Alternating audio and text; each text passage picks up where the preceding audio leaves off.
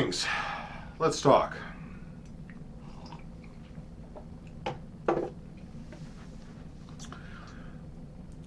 If you have been following social media at all in the past couple months, you have undoubtedly heard a lot of talk about Onstiora's prints. And it's very easy to fall into this pattern of, okay, let's break this down, let's talk about this, let's explain what was right, what was wrong. And those are valid, and I think that the people who do that, especially the people who do that calmly and intellectually and with citations and facts to back them up, do add a lot to the conversation that is the daily discourse within the society. But there are a lot of people for whom this really is kind of the first big dramatic blow up that they've seen in the society. And that left me, when I was getting ready for this video, that left me asking myself, well, do I tell them that no, this happens, and leave people with the impression that society is, a bunch of drama hogs? Or do we not talk about it and then leave people thinking that this is really rare and really isolated, and then watch them get traumatized when it happens again?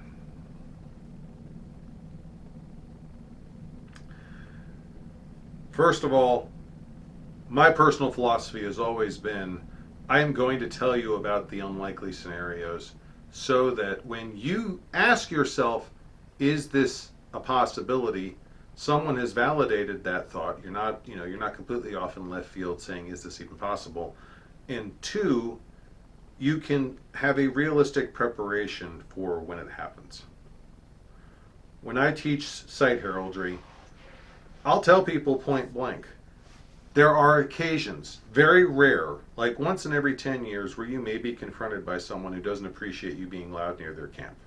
And I walk through how to address the situation, how to deal with it, and then how to extricate yourself, staying safe the entire time. I have been told numerous times, you don't need to talk about that, you don't need to tell people about that, that is counterproductive.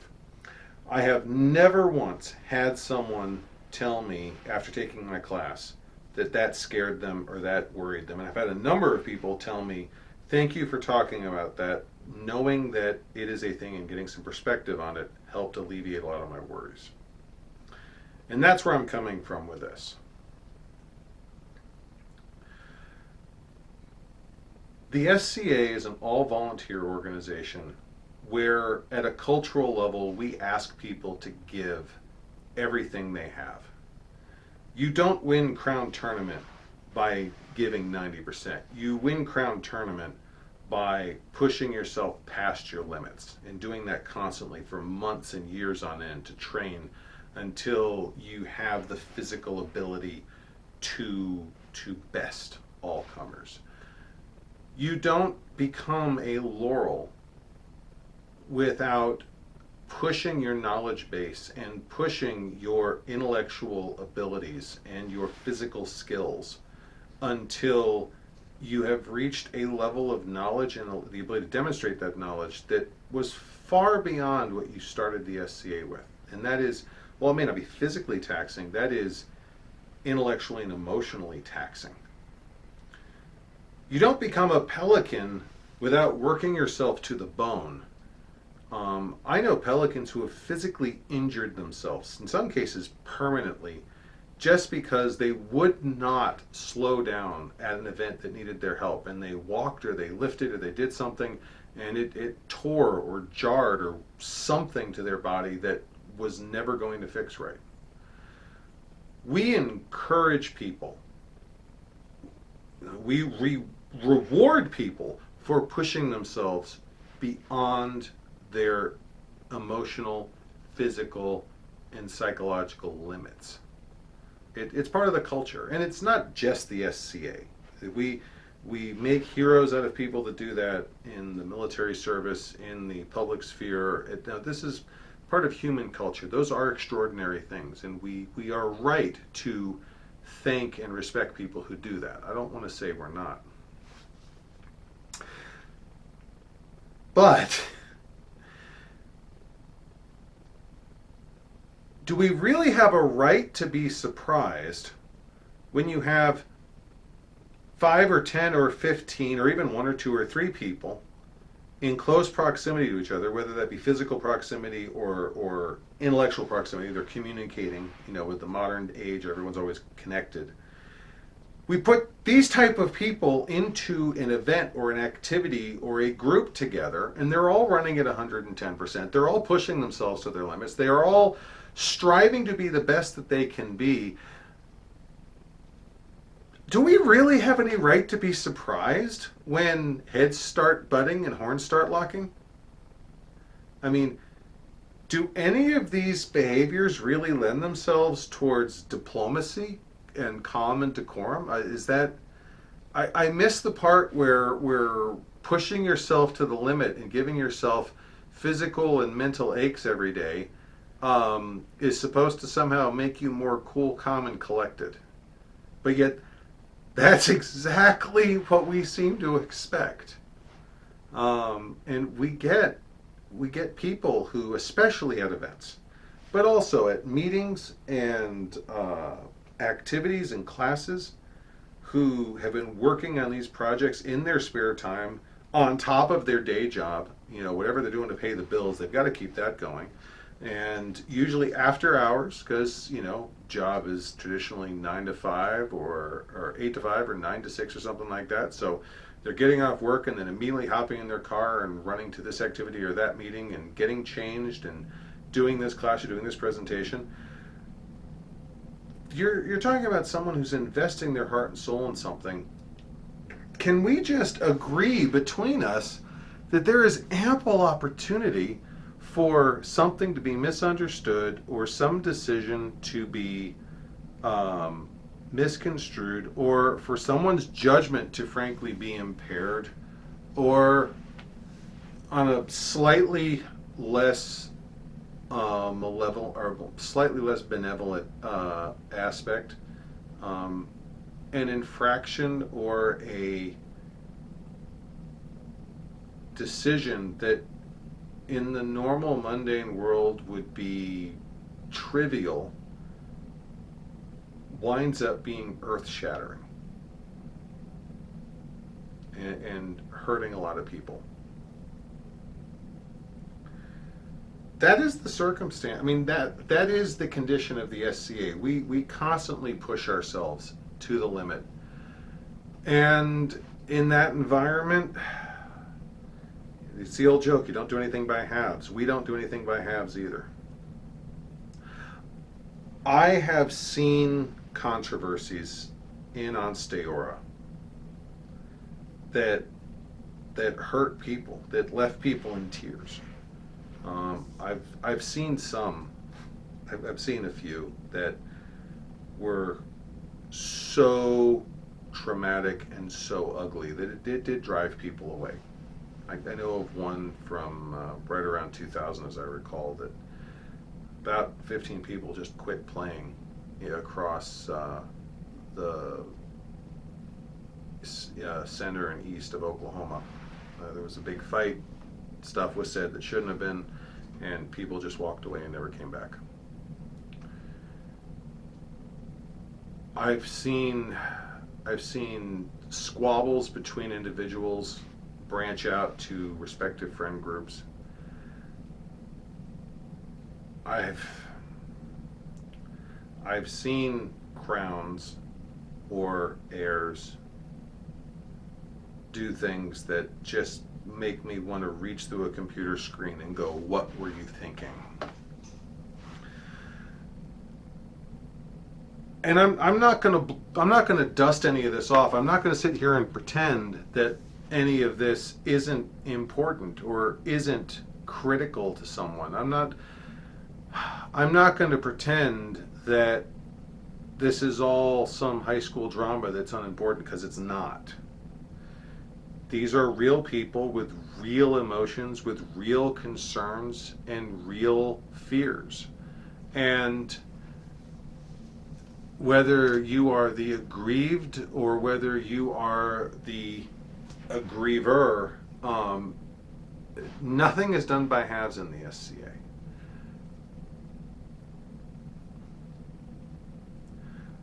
If you're going to play in the SCA, I will tell you right now, you will see another controversy, probably within a few years. It may be little, it may be big.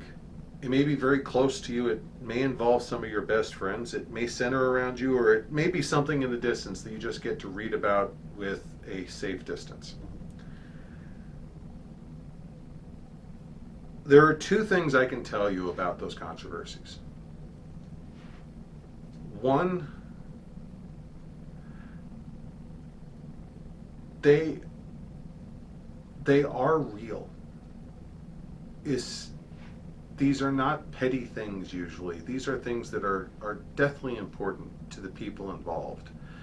And I'm not saying that justifies some of the actions we see. What I'm saying is that the solution is not to wave our hands and say it's just a game. The solution is to sit down and understand why it is each part of this is so important to those parties. But the other thing you have to understand, a lot of us, majority of us, choose to stay even through some of these controversies. And a lot of newer members are going to ask why. And I stay for the same reason that I ultimately joined the SCA. The SCA for me is about community. And my community needs my support, needs me there with them in those moments more than any other time. Because if I'm hurting, if I am fearful, if I am concerned about some aspect of the SCA, then for sure some of my friends in the heraldic community or the fighting community or the services community or the arts and sciences community are also hurting, are also scared, and they need my support and my counsel, or maybe just my presence more than ever. And when it's all done, the overwhelming majority of times that I've seen this happen, and to be clear, and for those that have not heard me say this, I've been playing 25 years, so when I say I've seen a lot, that's spread out over a literal quarter century. 26 years now, actually, but literal over a quarter century of play. The overwhelming majority of the time, these blow-ups end with quiet handshakes, sometimes some apologies, and people working to amend what was broken before. It's never as spectacular, it's never as well talked about as the blow-up. I mean, we're all drawn to drama.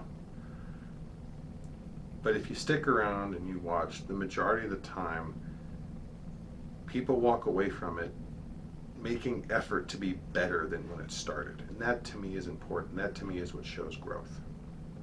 Now, are all times like that? Does everything have a happy ending? No. I'm not going to pretend it does. Are these incidents, are they common? No, not particularly, not in my experience. But I'm not going to lie to you and tell you they're super rare either. We're a society that burns the candle at both ends. And that leads to some personalities that when we conflict, yeah, it can be quite the show. The takeaway here is that we are a magnificent people with an unknown but amazing adventure of a future ahead of us. And some of that adventure is, yes, going to include some controversies, some things said or things done that probably shouldn't have been. And we're going to have to deal with that. And I can't tell you whether you should or shouldn't stay on. That's your decision. Everyone is different, and believe me, I'll be the last one to offer that advice without talking with you at length first. What I can tell you is that every time something is blown up on my end, every time I've seen or been part of some upheaval, I have always been grateful for my friends who stuck it out with me, and my friends have always said they were grateful for me sticking it out with them, because at the end of the day, we got through it together, and when the worst had passed and the injuries were beginning to heal, we were able to move on, and we were able to enjoy what we enjoyed about the SCA.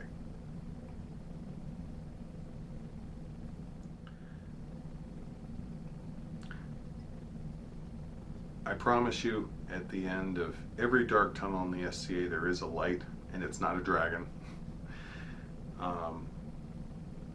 There is dawn after the darkness, and it doesn't matter how ugly or nasty the drama is. In 26 years of playing, there is always light at the end of that tunnel. I hope you enjoy your journey going forward as much as I've enjoyed mine, and I'll look forward to seeing you at the next event. Until then, goodbye, and God bless.